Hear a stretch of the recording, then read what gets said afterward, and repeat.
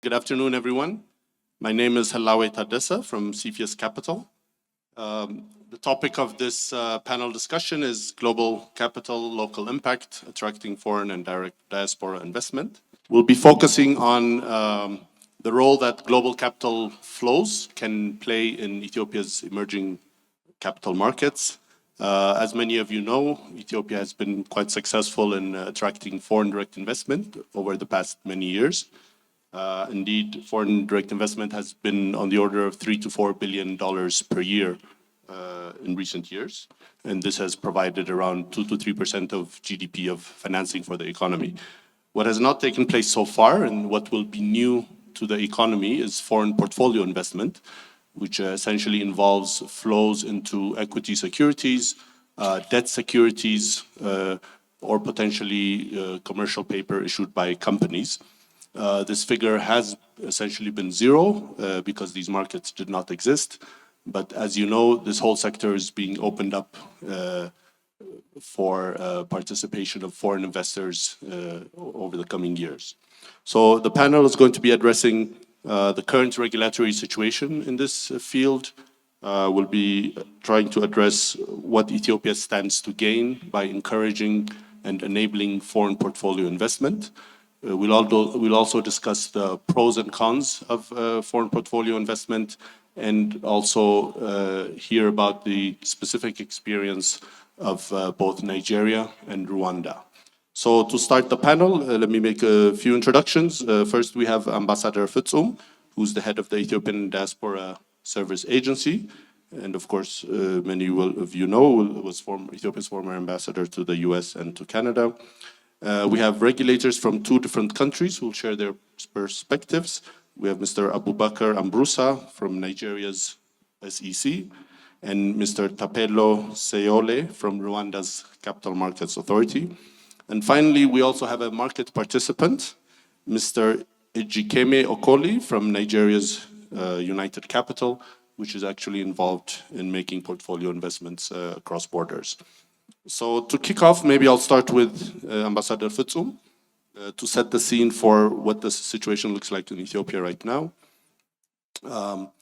As I said before, Ethiopia has been used to FDI, but is new to foreign portfolio investment. So in this context, Ambassador Fitsum, if you could indicate to us what Ethiopia has done so far to open up foreign portfolio investment into the capital markets. Thank you. Thank you, Helaway. Good afternoon, everyone. I'm very pleased to join this summit. It has been educational. Speaking on the second day, close to lunch break, about what has been achieved so far. I think you have heard a lot. To start with, the Homegrown Economic Reform Program 1 and Homegrown Economic Reform Program 2 has been, in place. Especially the second reform program has been launched into 2021 to mainly deepen the financial reforms, establishing Ejikeme, ESX, and also enabling the regulatory frameworks, licensing, and even the digital platforms, which are very essential for the contemporary stock market functioning properly. So again, still we need to do a lot. We have heard a lot of the things today. I've been attending since morning, and Ethiopian Diaspora, my institution, Ethiopian Diaspora Service, is an independent institution under the Ministry of Foreign Affairs, which has diplomats in every embassy overseas. We have 15 of them. We've been promoting mainly diaspora investment in the form of FDI, and also encouraging remittances to flow in a formal way. Last year, we surpassed more than $6 billion. We expect a lot this year. Since the financial reform or the FX directive, which was issued in July 2024. 20% increase has been achieved. We believe that's not enough. So both the regulatory as well as the promotion aspect has to be continued. And in terms of FPI, I think it will bring a lot of advantage for the diaspora. Just to give you one information about the Renaissance Dam bond, the GERD bond. In the last 6 months alone, we managed to sell $2.6 million US. But this is not in a digital form, it's just paper-based and has been conducted in every embassy. So you can imagine if we are able to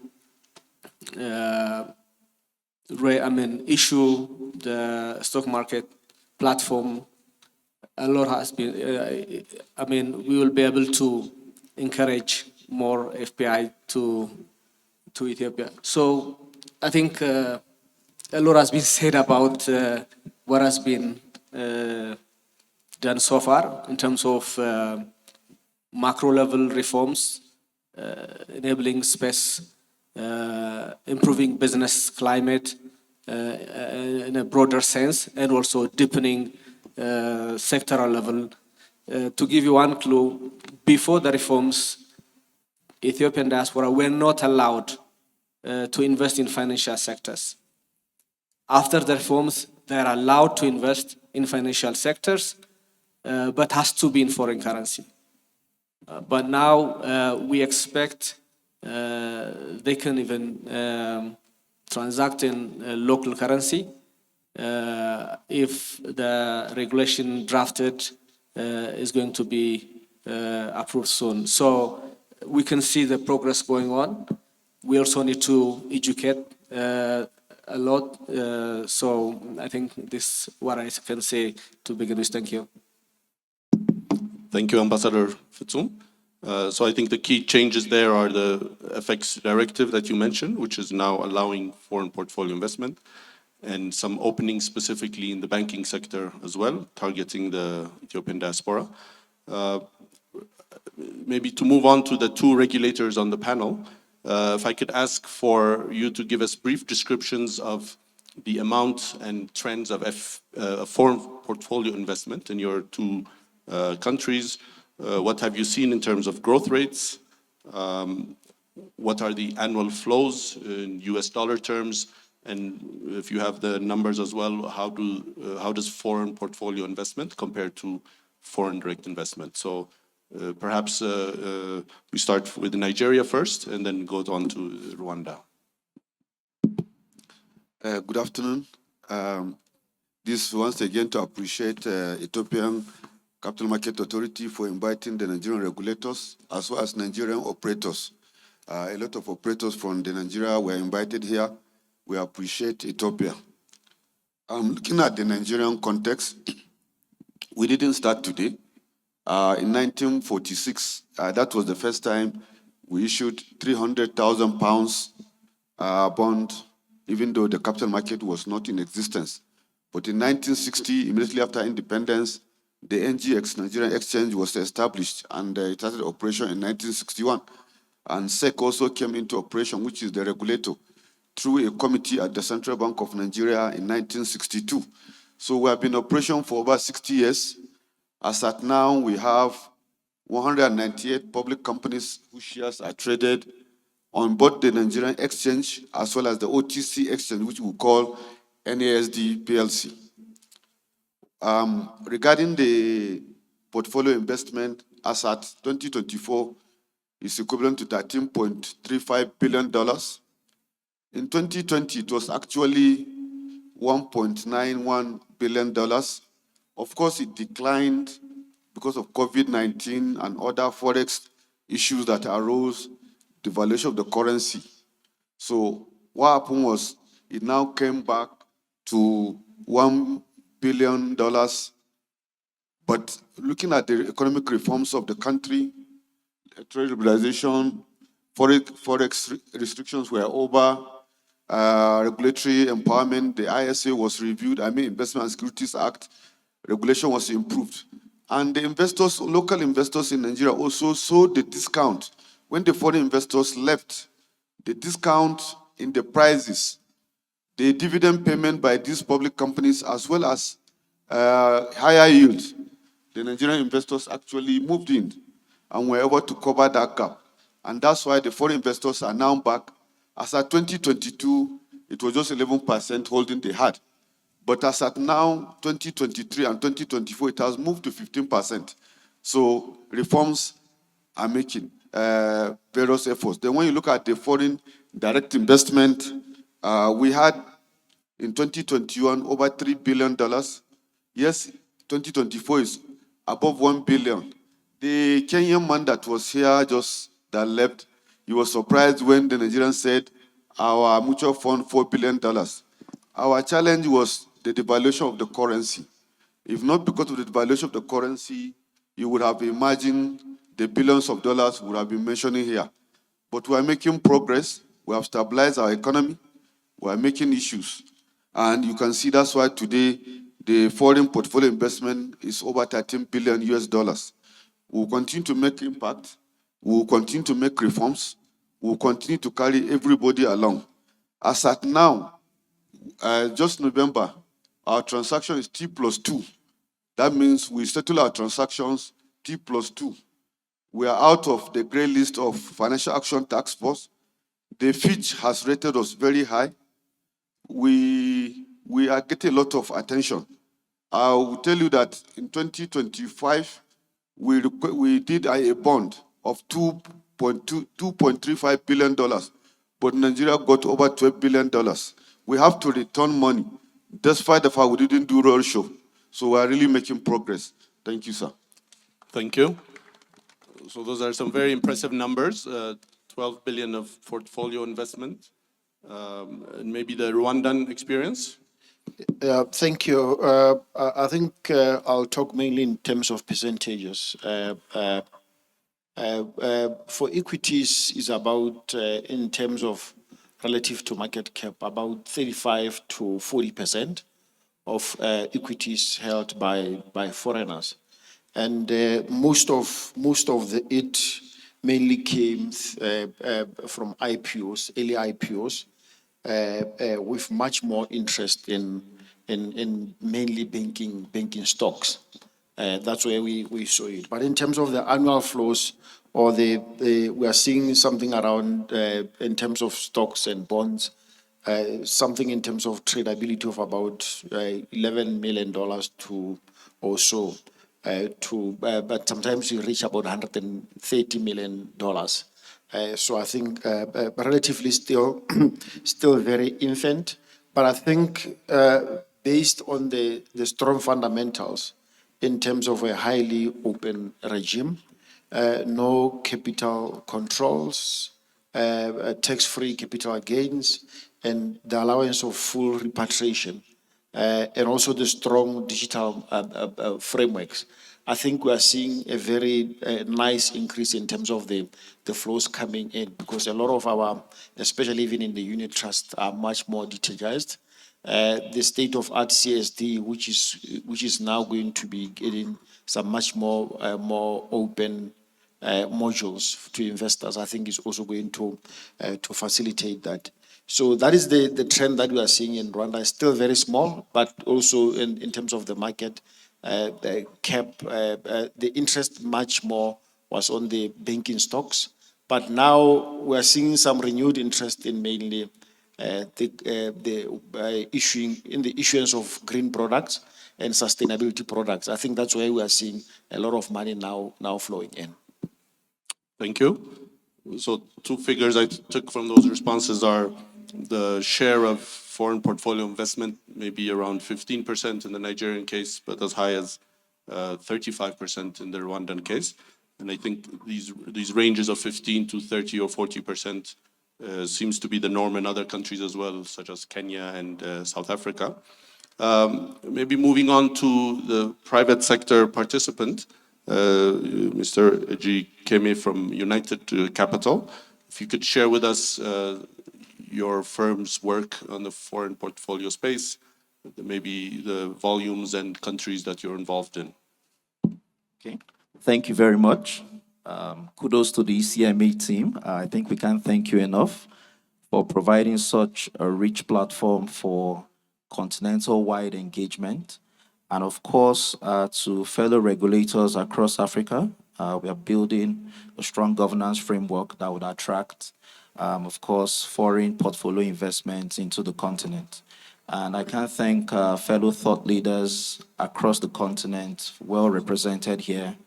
You've made this summit one that would chart a course that would change the narrative for investment in Africa.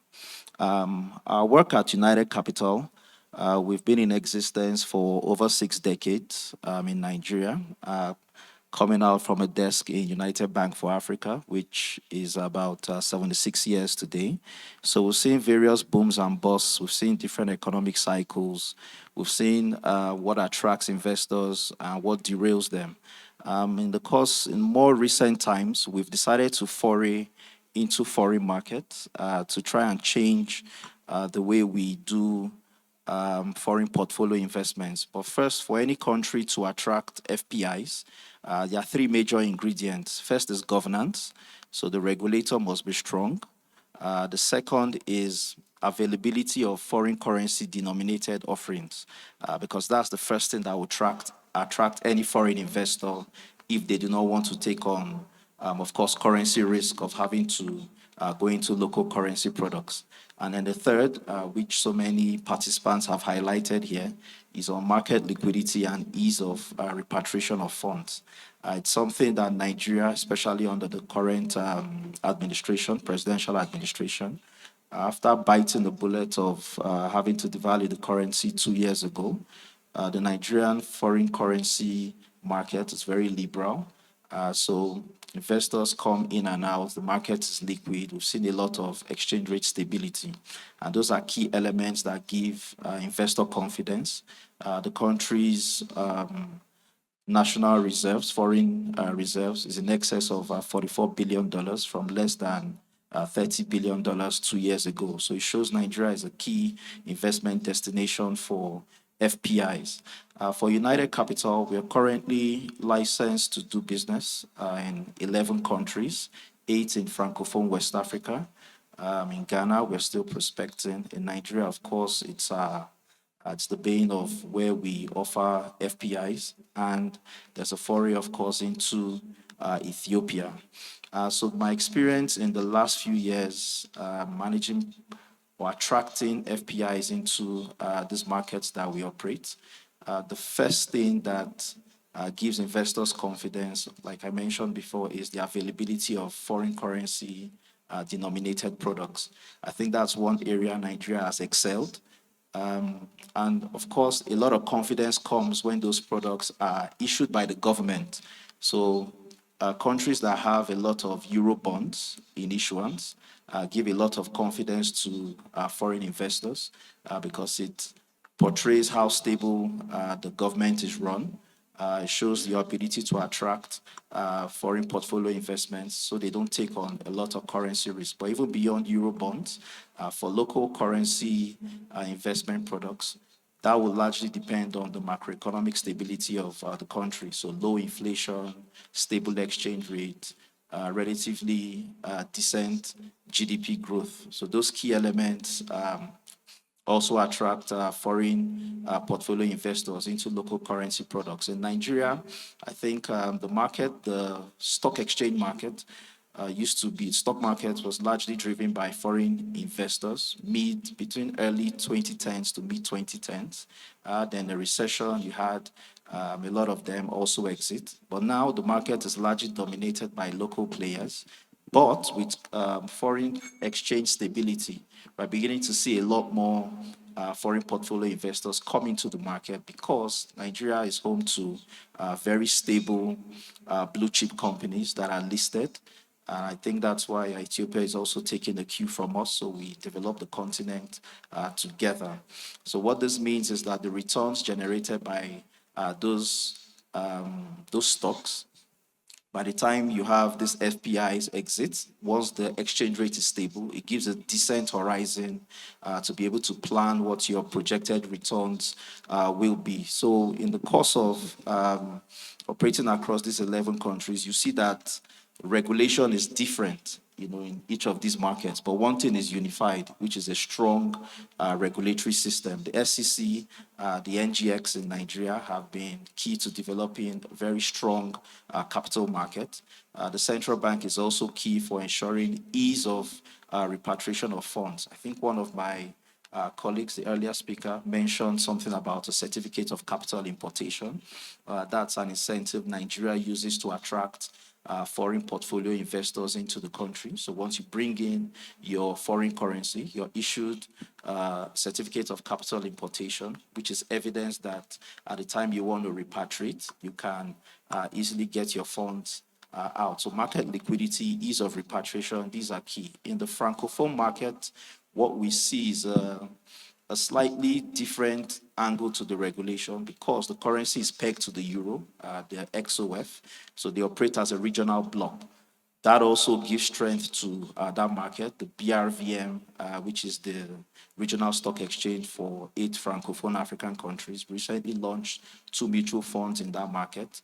One relating to fixed income and another a balanced fund that takes advantage of its equities market and of course its fixed income markets. We're also beginning to see decent inflow into those funds because in those markets what's unique is that interest rates are very low, right? And only the capital market provides the vehicle for fairly decent returns on investment. So banks do not offer more than 2-3%, even on local currency deposits. So the only angle you have to increase returns on investments is the capital market. So that's something Ethiopia also has to take into consideration. If your inflation is high, you must ensure that your capital markets are returning way higher returns so that real returns on investment what will attract foreign portfolio investors. So across these markets, the play is different, but what must be consistent is a strong regulation, liquidity, availability of foreign currency denominated products, either you're issuing euro bonds to attract foreigners or even local bonds. Recently, United Capital issued a local dollar bond for the Nigerian government in excess of $900 million last year. It was a landmark transaction, very innovative, meaning there's also pockets of US dollars in the hands of retail investors, institutional investors, even in Ethiopia. The government has to find a way to bring all of this into a controlled treasury such that it starts to build the capital market. So I'll leave it at that for now. Thank you for providing this platform where we all can learn and engage on how to drive investments in the continent with Ethiopia as a key touch point going forward. Thank you. Thank you very much for that summary of United Capital's experience. I think you touched on 2 things, the key issue of the right offerings and the involvement of supportive government policies as well. Maybe moving on to the issue of the policy framework, if I could go back to the 2 regulators again. The issue of foreign portfolio investment is known as, or the topic is known as having many pros and cons. And what in your experience has been the best way to maximize the benefits from foreign portfolio investment while minimizing some of the challenges and risks. So maybe if we have a few minutes left, if you could each summarize for us what you as a regulator have done to maximize the benefits and minimize the risks associated with foreign portfolio investment. Yeah, okay, I'll start. I think I'll just cover one aspect. I think the gentleman from Nigeria who just spoke covered a lot of other things, so I'll not cover them. I think one thing we did also was to collaborate with the central bank in order to issue a directive for multi-currency issuance of securities. I think it was a step in the right direction because it also stipulates in terms of who are the qualifying investors in that respect, and therefore eliminating the possibility of diaspora or foreign portfolio investment bring in dollars sometimes and then having to struggle to get out of the market or maybe losing exchange rates. So we are now encouraging a lot of institutions to issue some multi-currency instruments, which I think it's a step in the direction with very clear rules in terms of who is going to be a qualifying investor, who can issue such instruments. I think that's one of the things that we did. So I'll just point out to that one and then leave the rest to the other guys. Thank you. Okay, regarding the maximizing of the opportunities on foreign portfolio investment, Nigeria, we already realized that yes, when funds come from outside the country, you cannot prevent them from going out. Otherwise, you have trust issues. And trust is the foundation of capital market. So that's why I said both the retail, the institutional investors, actually, when the foreign investors left, we actually took over those assets. And it was that also gave confidence for them to come back already when they saw that, yes, the market is vibrant. But one thing going for us, just as my colleague here from United Capital has stated, we always bring out good products that attract both local and outside investors. We have been able to simplify and also competitive legal framework, which is very accommodative for both in and outside investors. I would say the macroeconomic environment has stabilized. He has just told you that we have over $44 billion in our foreign accounts. We have also told you that our inflation has stabilized. Forex volatility has also stabilized. This is what is going for Nigeria. As at now, both private and public institutions have been issued good corporate governance code, which they have to comply. And we all know that good corporate governance culture is a way to go, whereby all the sustainability issues will be in, all the green bonds that they have been talking about will be keyed in. So the country itself completely has been promoting good corporate governance in both private and public institutions. And this has been going for us. So the Nigeria system, the indigenes have been trying their best to actually participate in the market. When Ethiopians participate in their market, you obviously attract others from outside. And that has been going for us. So the way this has also enabled us to minimize the risk. And I just told you, I didn't even tell you the 2024 offering. The $950 billion that they did for Nigeria, we actually got over $2 billion. And that also tells you that we have been able to minimize this risk. So that was in 2024. In 2025, we did now an offering of $2.35 billion, and we got over $12 billion. So we have been able to take maximum benefits from what has happened, and also we minimize the risks actually in what we do. And that's why the country has assisted a lot of countries in West African region. We are also here to assist the East African region, and we'll continue to help the whole of Africa as well as ourselves. Thank you. Thank you very much for that summary. Going back to Ambassador Fitsum, since we are almost out of time, on the issue of diaspora inflows, again, a key subset of potentially a foreign portfolio investment. If you could maybe add for us more information on what is being done to increase the diaspora inflows, even from their existing levels, how to channel more of it via official channels, and maybe also how to encourage more of the diaspora inflows to go into capital markets rather than immediate consumption uses. Basically, what we have been doing is just to continue promoting in a traditional way to invest in real estate, agriculture, manufacturing, services, and others. But on top of that, the reform enabled, the Forex reform enabled the Forex to float, and that has also encouraged the diaspora, as well as banks and intermediaries, to help enable the diaspora flow the forex in a formal channel. But on top of that, we need to continue to learn from what we just heard, even in this panel, from the Nigerian as well as Rwanda, earlier from other countries' experience, that intermediaries have a role to play.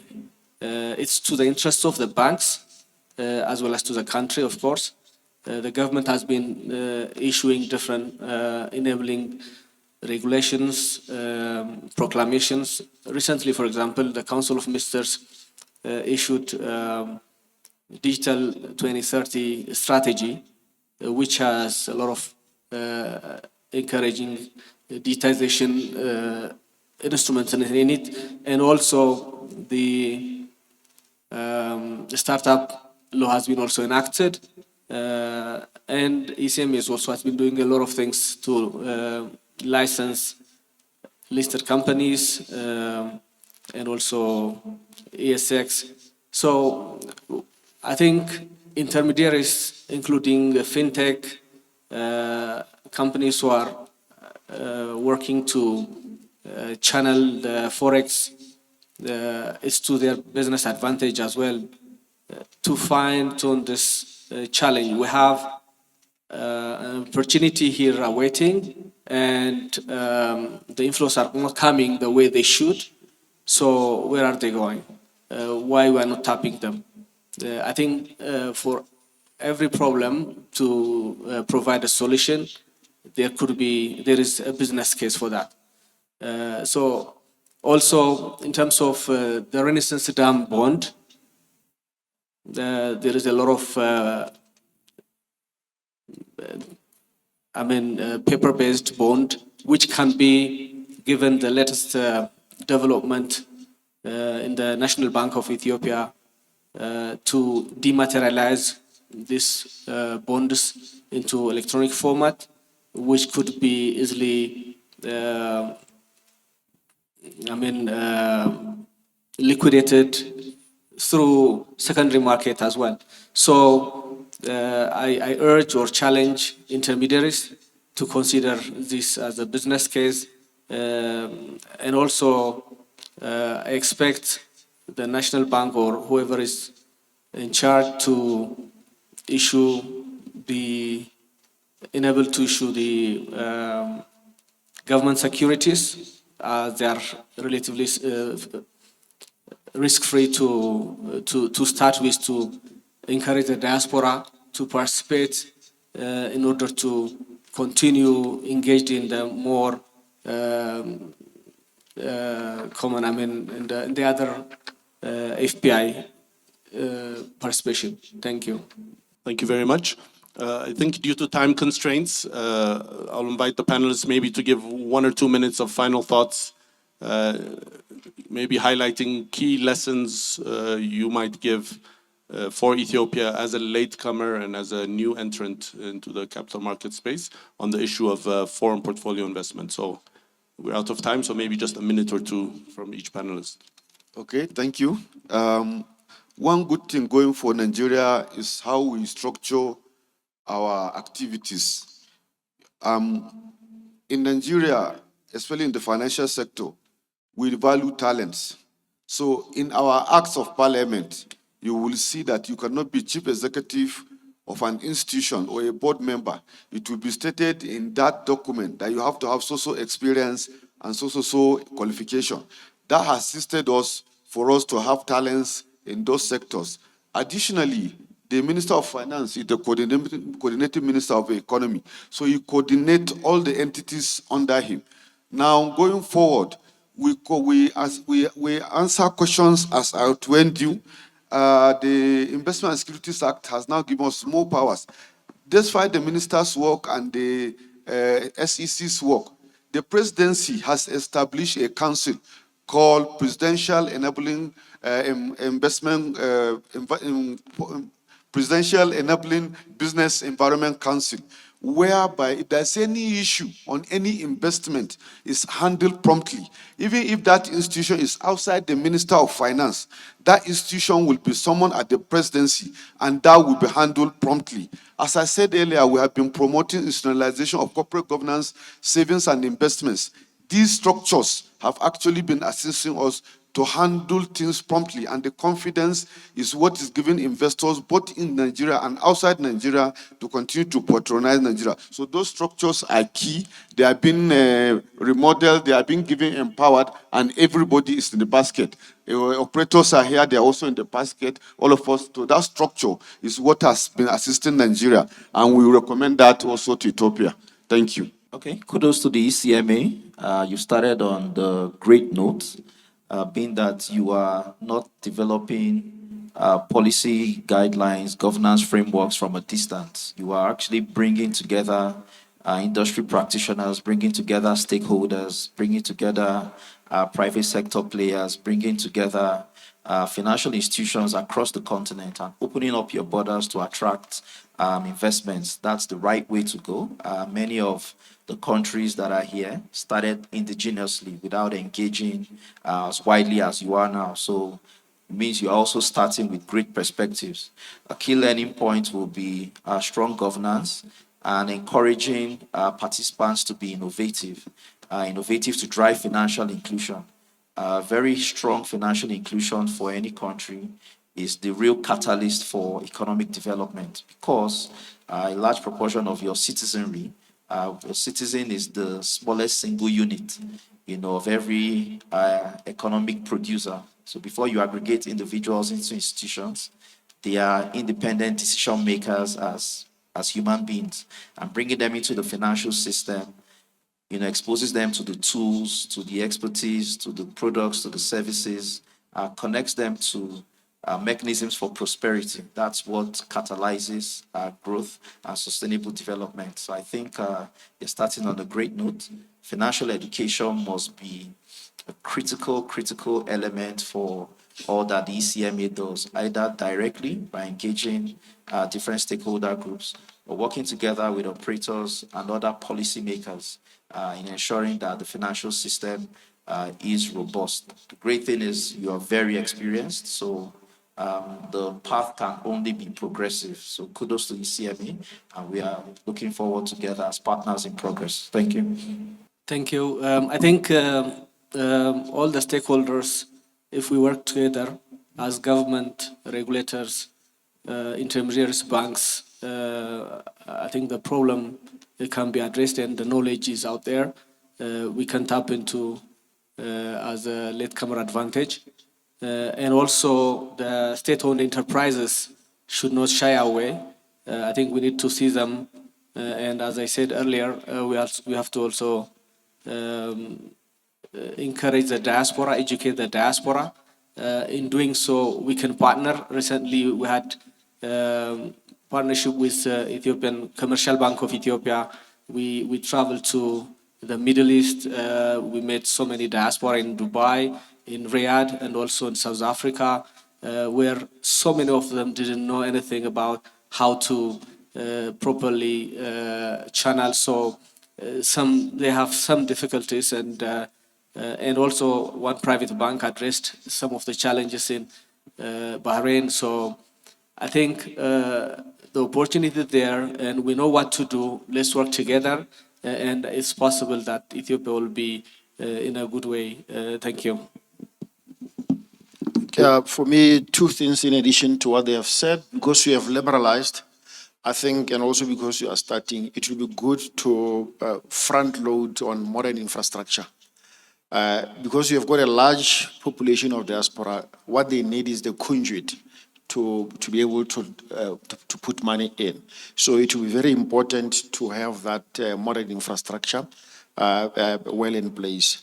And then the second thing is on product development. I think design some products that are able to attract diaspora. Diaspora bonds, dollar-denominated investment funds, of course, domiciled here.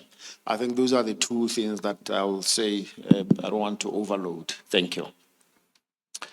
Thank you very much to all the panelists. So if I can try to summarize and distill most of the comments. So I think the key messages are on the macro front, a very strong stabilization effort. I think the Nigerian experience is very telling, reducing inflation, raising foreign exchange reserves, and instilling confidence in the macroeconomy.